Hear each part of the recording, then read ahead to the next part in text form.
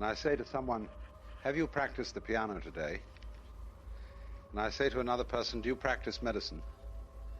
It's obvious that the word practice has a different meaning in both senses. When you say, do you practice the piano, it means, do you prepare for a concert? Have you practiced as a preparation for your performance? But when you say, do you practice medicine, it means, is medicine the regular thing you do as a way of life? And so, when one talks about the practice of yoga or of meditation, which sense is it meant in? Most people take it in the first sense, practicing the piano, because they tend to look upon meditation as a sort of mental gymnastic, like doing physical exercises in the morning, because it's good for your health. But if you understand the practice of meditation in that way, you're not meditating, because it's quite erroneous to consider it as a preparatory exercise with an objective. And of course that bugs people, because then they say, well, why do it? I mean, aren't you trying to do something for yourself? Aren't you trying to improve? Aren't you trying to get enlightened? And you say, well, no.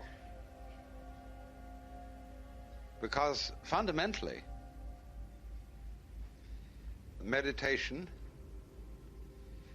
is not anything except a way of being. People, of course, usually sit when they practice yoga or zazen. They may also walk. You can actually carry on meditation while you're doing almost anything except intellectual work. And even that can, by someone competent in it, be used too. But that's difficult.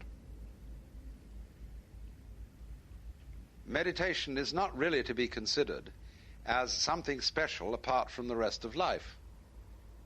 However, when Zen monks or yogis sit for a long time, they aren't doing anything else except breathing. And you might imagine that they were doing this for some purpose. They were trying to become Buddhas. Very far back in the early history of Zen, there was a master by the name of Baso. And he, when he was a young man, was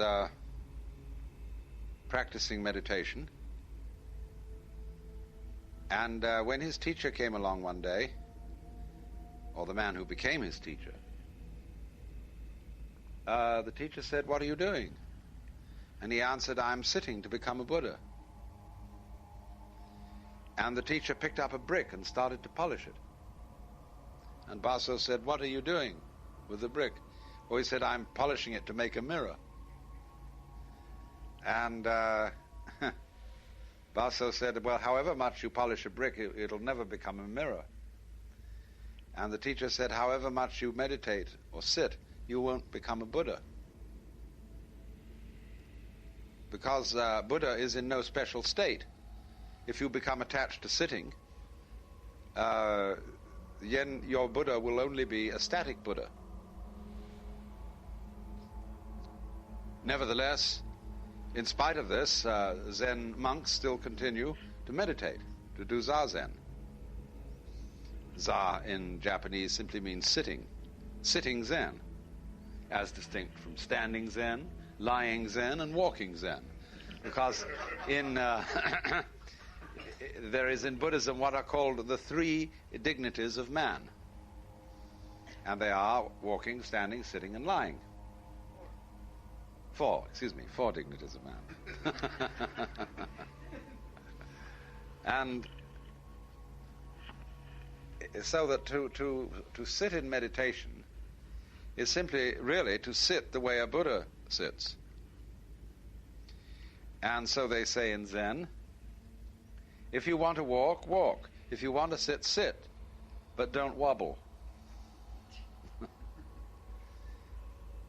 when Yakujo was asked, what are all you monks doing in this monastery? And he answered, we eat when hungry, we sleep when tired. The man said, well, everybody does that. What's special about you? Oh, no, said Yakujo, they don't do anything of the kind. When they're hungry, they don't just eat, but they talk and think about all sorts of other things. When they're tired, they don't just sleep, but they dream all sorts of dreams. And it's interesting, you know, that if you're the proficient people in Zen, suppose that it's said that they don't have any dreams. The Zhuangzi, the Taoist philosopher, says that when a wise man sleeps, he breathes deeply from his heels and is without dreams.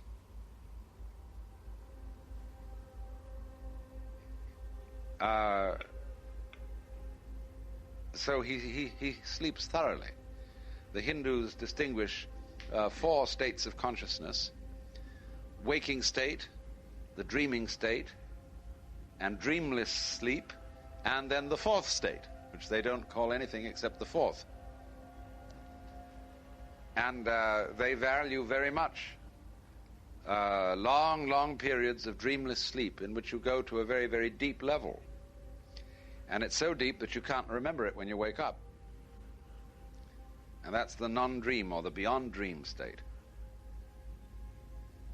However, then,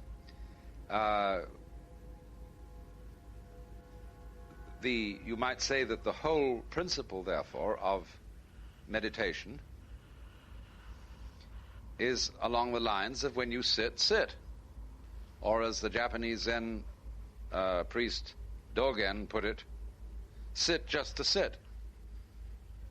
Not to become a Buddha, but because you are one. And so in the same way, Hakuin's song of Zazen starts out by saying, from the beginning, all beings are Buddhas. It is like ice and water. Apart from water, no ice can exist. But ordinary people are like a man swimming in the middle of a lake, crying out imploringly in thirst. So here is our initial apparent paradox, that if, as we saw this morning,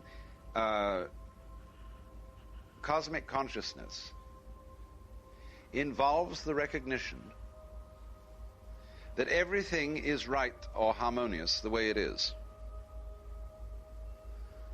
that the universe is a terrific play of energy. This energy is you. But part of the game is that this energy myopicizes itself, if I may invent a word, and becomes identified with particular individual expressions of the pattern, individual bits of the pattern. And once that has happened, there is, as it were, a taking of sides. And you become identified with one particular wiggle, and therefore concerned with that one particular wiggle, and therefore eventually anxious about the destiny of that one particular wiggle. And that's the result of your not seeing the whole thing. But that very entanglement, that very identification, that taking sides, is part of the whole system of wiggles in its own turn. I mean, imagine this system of wiggles. It's like a great vine, and there's a central branch, and then other branches come off, and then other branches come off that, and then other branches come off that, and then on the end of those there begin to be twigs, and right out on the end of the twigs, you know how a vine clings to things? It had little wiggly wiggles, see? Now, we could talk of a vine at various levels. The main trunk is level number 1. When any trunk branching off the main trunk is at level 2. Any trunk branching off the subsidiary trunks is at level 3. Then each branching again, we'll assign the numbers 4, 5, 6, until maybe down at about 15, we get to those little curly things. See? Now, on every level, you see, the thing is harmonious. But you might mistake levels. You might think that something that was one of those little, very complicated curly things was a level 2 phenomenon. You say, well, that's not the way we should behave on that level. Because level 2 isn't supposed to be a spiral like that. Level 2 goes like this, see? But you'd mistaken levels. And you know how often we do this in ordinary human relationships. We mistake the level on which a message is given to us. We take, for example, someone who's kidding as if they were speaking seriously. That's to mistake the level. Well, so in exactly the same way, when you get involved in the life game and you think you really are a separate ego, that itself is part of the life game. That getting involved. But it's way out on the end, you see. It's very far out to get so immersed in the illusion of separateness. And so as a result of getting immersed in the illusion of separateness, we play all our complex social games of one-upmanship. But they're all in the scheme, but they're very far out. So you never really, you never get away from the vine. The whole thing is a play, and it's perfectly, from a fundamental view, as, say, the mystic sees it. From his standpoint, all the people wandering around in ignorance are all perfectly divine.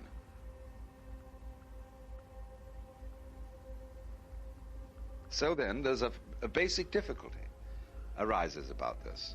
I can put it in two ways. If the mystic sees this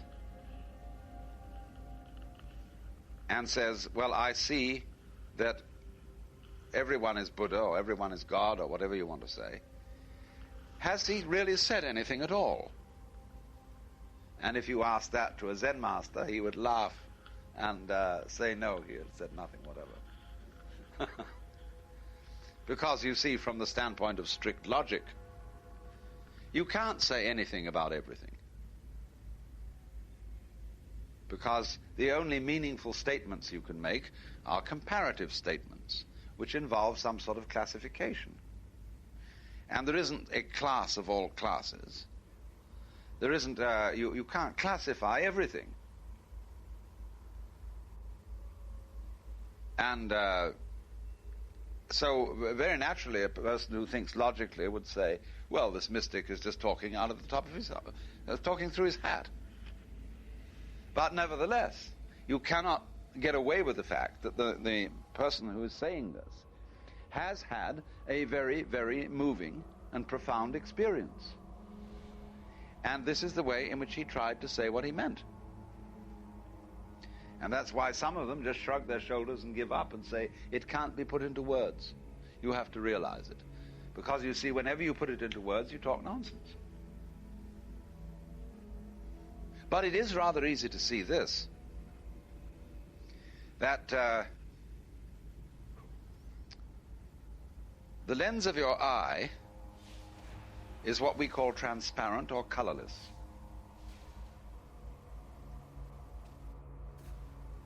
If it were not so, we would not be able to differentiate between all the colors we can see. It is just possible that the lens of our eye has a color, only we're unaware of it because it's always the background to everything else. It is possible that the windows are colored. There might be some being with a different kind of eye from ours who would see our windows as colored, and he would say, good heavens, why do you people always look at things through colored glass? Because it distorts your vision. If I have red glass, you see, I will not be able to differentiate red in the outside view. So, would there be some means then, you might say, whereby I could discover the color of the lens of my eye? And if so, then it would be like putting on colored spectacles. And so if I put on red spectacles, I will see that everything is red. But I could only say that having remembered another situation where it wasn't. And in my memory, I could compare the present situation with the former situation. So I would know it was red. I can also have spectacles which simply turn everything upside down. And you see the world upside down. And if you wear them for some time, your brain will simply turn the image the right way up. And then you'll be perfectly adjusted. Because you see, consciousness eliminates all constant stimuli. Because the moment a stimulus is constant, it is of no further interest to ordinary attentive consciousness. It isn't a warning sign. It isn't something you have to look out for. It's going to be the way it is. And we were talking about bad smells. The only way to master a bad smell is to get used to it.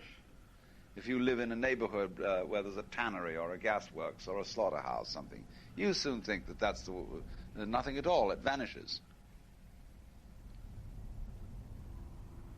But you see, to talk about this, though, is not entirely to talk about meaningless things. There is the transparency of the eye, through which everything seen is filtered. There is likewise the speaker in a radio, and on that speaker, all the sounds that come from the radio vibrate on it. But you're not normally aware of that, because the speaker makes no difference to what is said on the radio, or what music is played, but they all go through it just the same. So then, assuming that there is this unitary energy, or whatever it is, that is at the basis of the universe, there is no way of making it a thing that you can think about. Because if it wasn't there, nothing else would be there. It's basic. It's what Paul Tillich called the ground of being, his decontaminated name for God.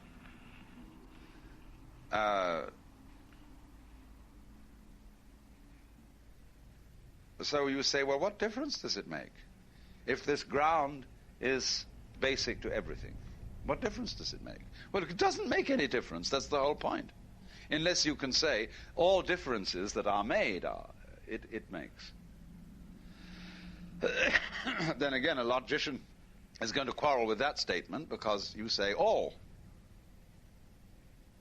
But by analogy with the function of the speaker in the radio or the lens of the eye, you can see that there very well might be some completely indefinable continuum at the basis of the multiplicity we call life. But how to get at it? It seems to be the same sort of problem as discussing color with a congenitally blind man. But apparently this is what the mystic has seen, has become aware of in some way. And the difference that it makes is this. Having discovered that that's what there is and that's what you are, you then see that there is really no need to cling to life. That you are just what there is, what there will be, what there always was. This energy, this continuum. That's at the basis of consciousness. And having seen that, you get an enormous access of psychic energy. Because in the ordinary way, you waste a colossal amount of energy defending yourself, worrying, fighting this and pushing that. When you see you don't need to do that anymore, all that energy is available for something else. We could say for creative work, for just wonderful life and goofing off and everything, see? It's all there. So it makes a difference. in that sense. So then, though, that's the first part of the puzzle. The second part of the puzzle is this. If it is true that everything that is happening is in accord, is the expression of this energy, down to the very wiggles, and if even we can add to that confusing wiggles on one level with wiggles on another, that's also in the game, then wouldn't the best teaching be to say to people, why do you have any kind of religious, therapeutic, meditative practice at all? Why not just be as you are? Eat when hungry, sleep when tired, etc. Why something special? After all, we've never seen cats go to church with each other. I've never seen dogs practicing zazen. They don't have a special thing they do. Why couldn't human beings be just natural like that? Why all this hocus pocus? Furthermore, we could go on to say, it may very well be that this hocus pocus gets in the way of realizing the basic unity. That because if you are a Buddha, trying to become one is based on the presupposition that you aren't so already. And therefore it becomes like what the Taoists call beating a drum in search of a fugitive. Or as we would put it, driving to a police raid with a siren on. Because then they hear you coming. Get out of the way. So in this way, Bankei described it as trying to wash off blood with blood. Or we would say, trying to put out fire with fire. And there is an enormous amount of truth in this. Because one would be astonished at the extent to which religious people are pretty mixed up. You find this everywhere. Well, one doesn't know whether they're religious because they're mixed up or mixed up because they're religious. And in Zen, this is called Zen stink. So then, you see, it's like a very interesting meditation exercise you can employ is to take 2 knitting needles and practice fencing with yourself. See? And really do it and see if you can stick one hand with the other. And yet the other hand has got to defend itself. See? What happens? Well, nothing happens. Because one hand always foreknows what the other one's going to do. There's no means of one hand surprising the other. So you get a stalemate. It's like those baseball games between 2 equally good sides, with such absolutely boring, perfect playing, but nothing happens.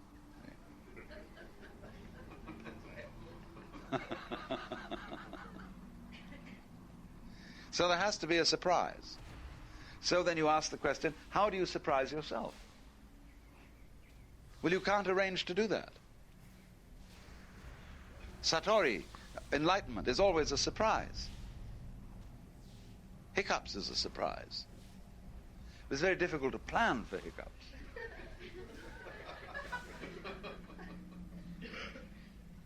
Or, you know the old Indian superstition that if you think of a monkey while you're taking medicine, the medicine won't work. So you must try not to think of the monkey while taking the medicine. See? There's the whole hang-up.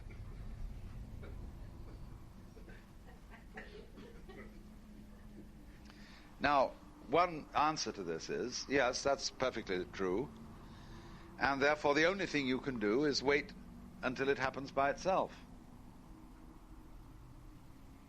But say, oh, heavens,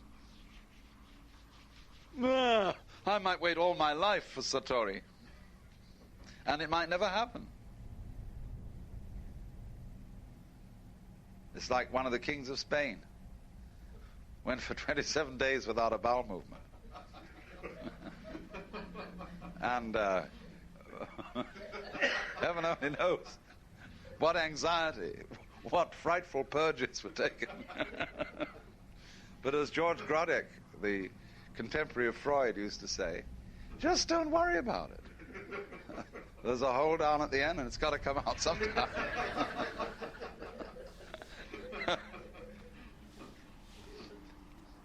So there are things, you see, they're like going to sleep.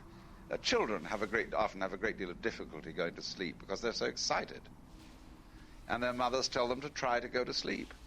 Well, that's a ridiculous thing to say. You can't try to go to sleep. That's merely a way of staying awake because you develop anxiety about it. Or when they, going back to the matters of toiletry, children used to be, I don't know what they do today since the age, Anno Spock, whatever. But we used, as children, to be absolutely hounded to have bowel movements every day regularly after breakfast. And if you didn't work, and they first of all gave you a California syrup of figs. If that didn't work, they gave you senna tea. If that didn't work, they gave you cascara. If that didn't work, they gave you a calomel pill. And if that didn't work, the final blast was castor oil. And this developed in so many children a kind of chronic peristaltic anxiety. And they were just always in trouble because the mothers and nurses wouldn't let nature take its course. They had to have it all on schedule.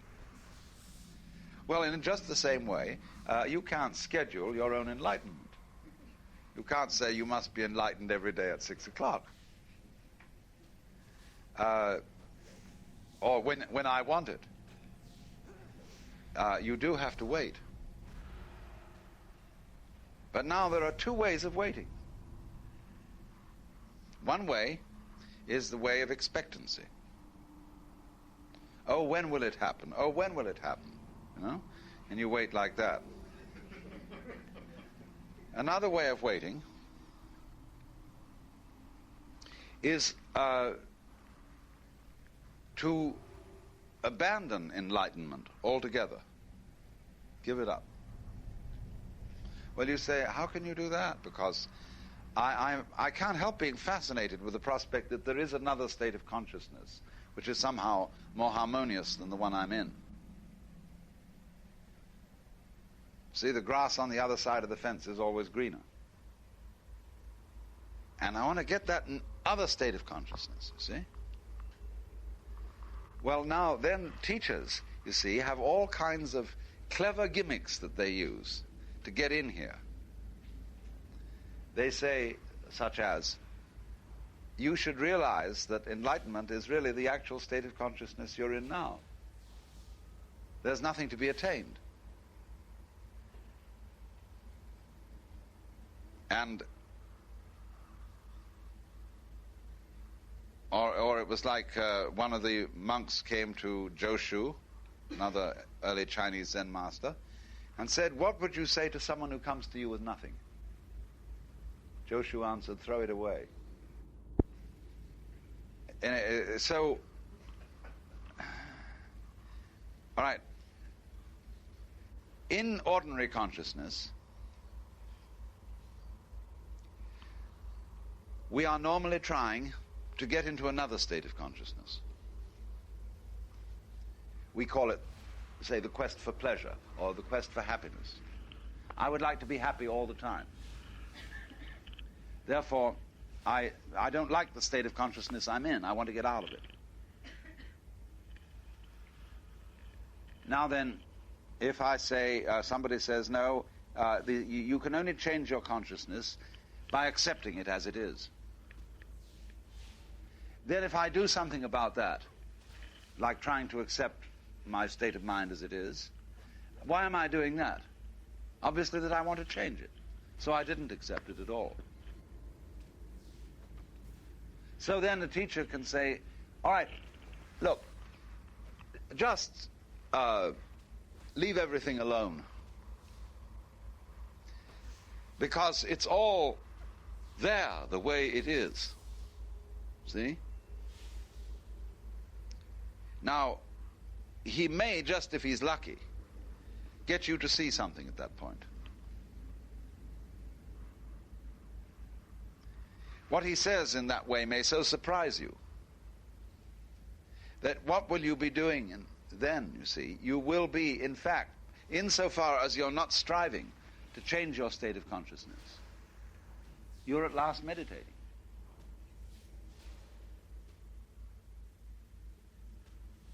But it's that, you see, it's that little problem to get over. One thinks, in other words, wouldn't it be nice to have cosmic consciousness? Gee, think of all the problems it would solve. Think of all the new energy I would get. Well, what's wrong with this consciousness? What's wrong with being in this state? Can't you, get rid of your troubles anyway? By seeing that you really can't do anything about them. Because, you see, if you do anything about your problems in practical life, it's like what you're going to do if you win the war. Supposing you got money troubles, and you, by some shrewd business, you get some more money. You think you've solved your problem for a while. But then you start worrying about something else, as I pointed out this morning. You got the same old trouble back, only you got it in another form. And we're always doing that. We're always doing the same thing over and over again in all kinds of different ways, pretending each time that it's a new trick, or a new situation, or a new problem. That's what makes the world go round. It's like a squirrel cage. See? This animal going chung, chung, chung, chung, chung, chung, chung on the bottom of the cage. And he always stays in the same place, but the cage goes round, and it looks as if he were getting somewhere. But he's not. Plus ça change, plus c'est la même chose. The more it changes, the more it's the same thing. And so it is likewise with all beings in this universe, whether they be as high as the gods or as low as the demons. They're all on the make. And they all think they have the same problems. You can see this to a certain extent in human life. That very poor people have their problems, very rich people have their problems, and from a subjective standpoint, the two can feel equally bad. So it is somehow, isn't it, a matter of coming to where you are.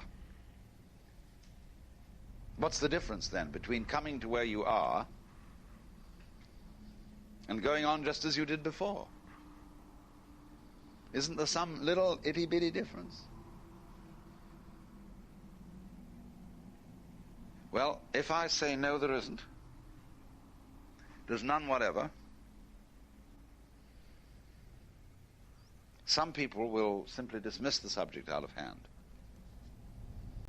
Other people will be very deeply affected by it.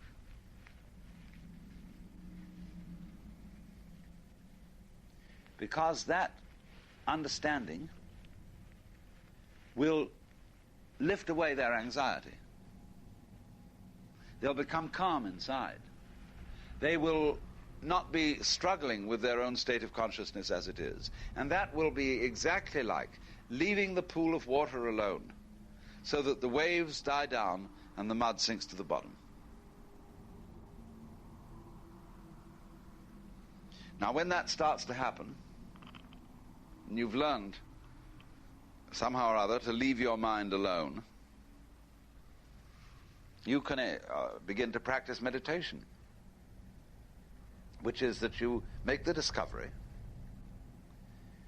that to sit quietly in this present state of consciousness, letting whatever happens happen. In this way, your mind pacifies itself and the activity becomes extraordinarily pleasant. So that those people who are proficient in meditation just plain like to meditate.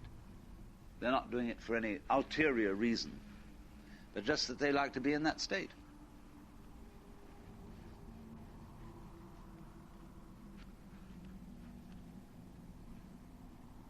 But the question is, you see, how do you get to that little jumping point between the two?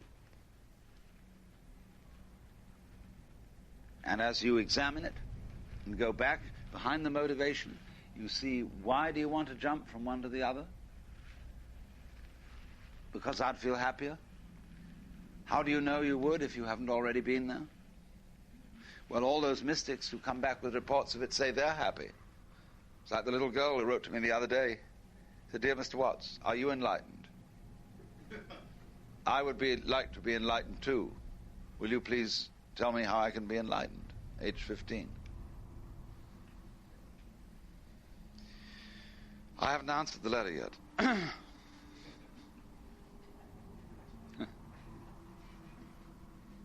I think I'll send her a hula hoop or something. I don't know. What would be a nice present for a 15-age girl?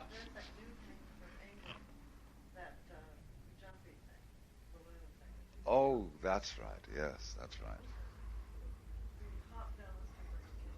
Yeah, kangaroo balloon, yeah.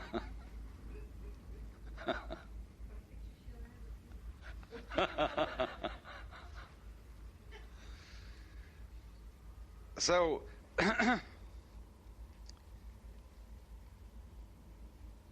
this is, then let me try, first of all, and put it in this way. Generally speaking, the simplest way to learn to meditate is, yes, by all means sit down in lotus posture or any posture that is reasonably comfortable, and let your mind alone. You could say to your thoughts, okay, go ahead. Think anything you want. Say to your feelings, all right, feel. To your body, yes, by all means itch, fidget, or whatever. As Lietza put it, I let my mind think whatever it liked. I let my mouth say whatever it wanted. I let my eyes see whatever they wanted to see, and my ears whatever they wanted to hear. That is, in a way, you see, in the direction of the democracy of the body I was talking about. Give free speech to your mouth, free hearing to your ears, and you can free vision for your eyes. Then he said he let his legs go wherever they wanted to take him. And then he discovered he had the sensation of walking on the wind. And he says, I didn't know whether I was riding on the wind or the wind was riding on me. In other words, he was describing the tremendous liberative effect of trusting your own organism to do its own thing. Of course, we feel that that's dangerous because we think that the human organism is really a kind of a naked ape, and that if left to itself and not in the ordinary sense of discipline, that is to say, not disciplined by violence, everybody will be like the monk of Siberia, who, fasting, grew wearier and wearier until at last, with a yell, he burst from his cell and devoured the Father Superior. And this is what will happen. Well, yes, to some extent it would. With Westerners, I think that if this became a sort of a popular religious attitude, all sorts of people would break loose and do things they never would have dreamed of doing before. This has happened to some extent in the hippie revolution, because when people go and get a lot of mystical experiences from using LSD or marijuana or something, and they somehow get an insight into this thing, they are very liable, through the karma or backlog of resentment they have for their authority figures, teachers, parents, and so on. They will do something calculated to shock those parents completely. They will wear the kind of clothes that would be quite outrageous. See, responsible Americans always appear in a certain way. You can turn through the pages of photographs of important people, and by Jove, it's amazing how much alike they look, but especially in dress and short hair and so on. So naturally, the hippie, having realized this experience, grows his hair long, wears womanish beads, and generally does all sorts of petty thievery, and writes four-letter words all over the place, and you know the whole pitch.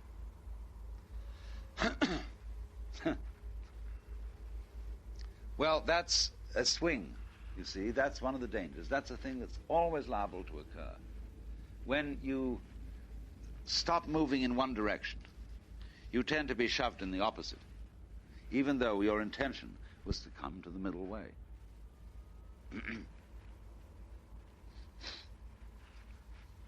Now, but on the other hand, if you persevere, now that sounds like a practice word in the sense of practicing piano. Therefore, persevere isn't quite the right word to use for meditation. Not persevere, but simply go on doing it for no purpose at all. You know, when you've got the hot water faucet on and cold water is coming out, and you leave it along, and it keeps coming cold water, you may, with your fingers on the tap, be impatient and say, oh, it's never going to come. Sometimes it comes quickly. But this is the idea, you see. Meditation is putting your fingers under the cosmic hot water tap, and then you have to wait for it to happen. Now, there's a difference between the experience and the statement. If I say, you wait for it to happen,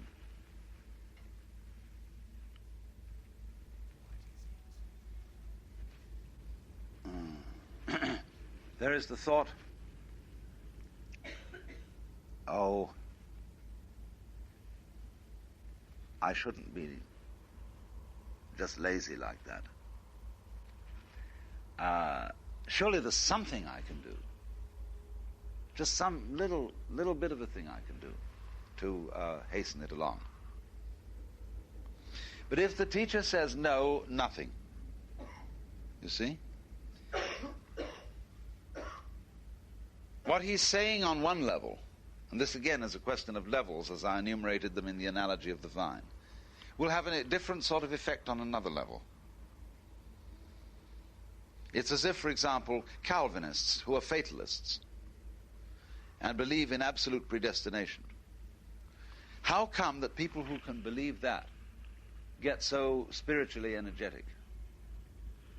It's a paradox, but that's true for all the same. The person who sees, in other words, that any forced meditation can't solve anything, thereby leaves his mind alone. There's a Tibetan poem, sort of verse, Manom Masem Machadching, Manom Masam Rangbabzad, which means don't think, don't meditate, don't concentrate, don't practice contemplation, but keep your mind in its natural state. From the precepts of Tilopa. Well, you can't do it. There's no way of keeping your mind in its natural state. But if I say to you, but you don't need to, you always are. If you then and there get what I'm saying, so you just simply believe me, then you will, by doing that, stop doing the things that are preventing you from being in the natural state. Only you mustn't say so. Otherwise it gives the show away. All right, so I've given the show away to you. So you can't do this anymore. Because you know about it.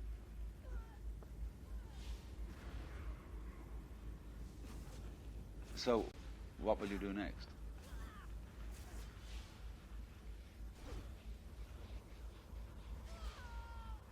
Let me put it in another way. You can say,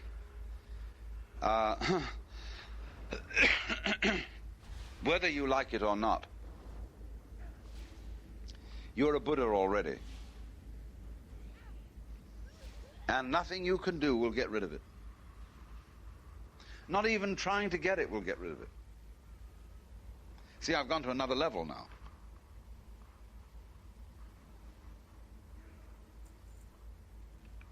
I haven't said, by not trying you will get it. I have said, you can't get away from it even if you do try. Now, you see the psychological effect of that? You feel perfectly free to try. I.e., to be as you are.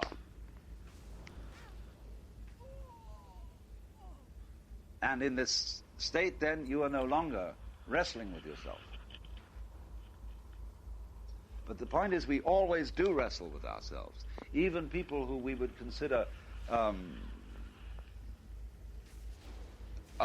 spiritual bums and total failures, and even positively vicious people.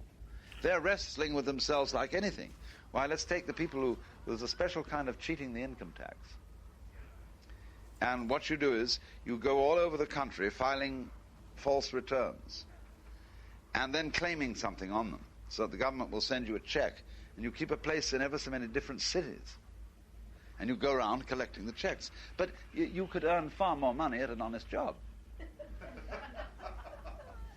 mean, this is one of the great fallacies of the criminal life, that it becomes very complicated because you have to tell lies to cover up lies, and you have to commit murders to cover up murders. And you get so involved.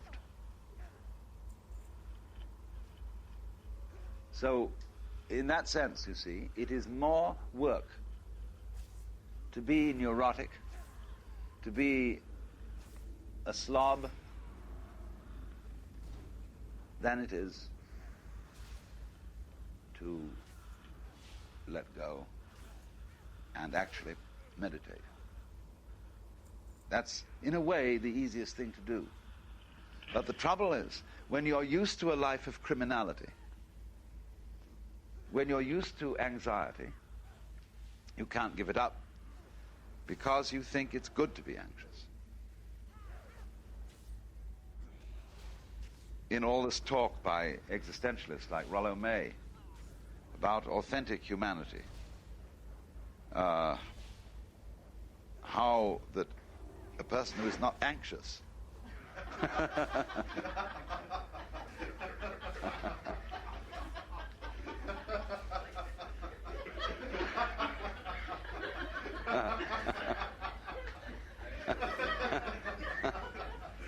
Surprise!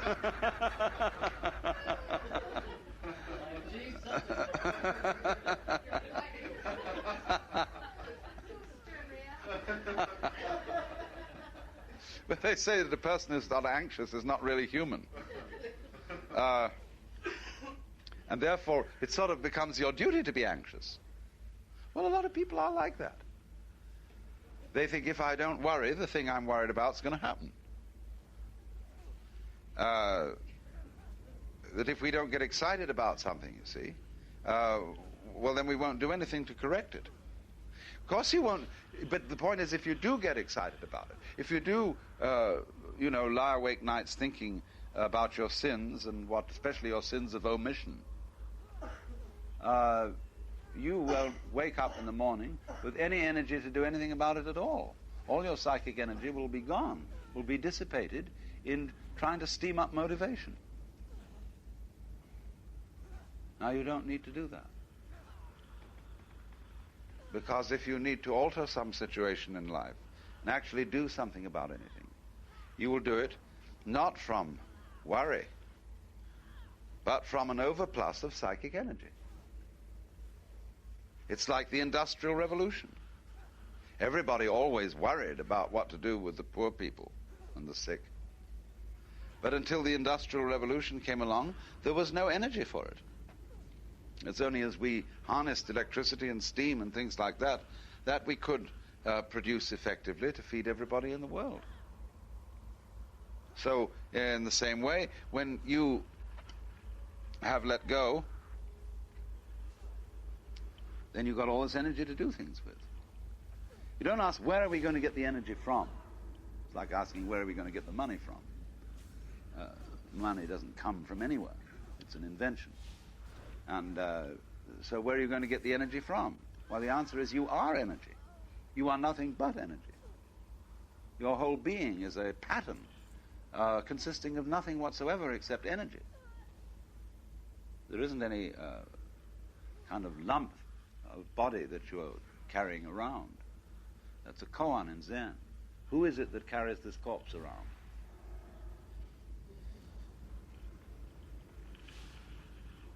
Now,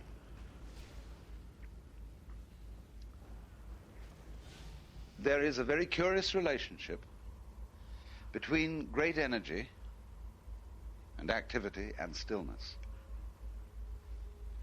These two like each other very much. You take a guy like Joe Louis, the boxer. He would spend a great deal of time just lounging around. He was like a great big cat.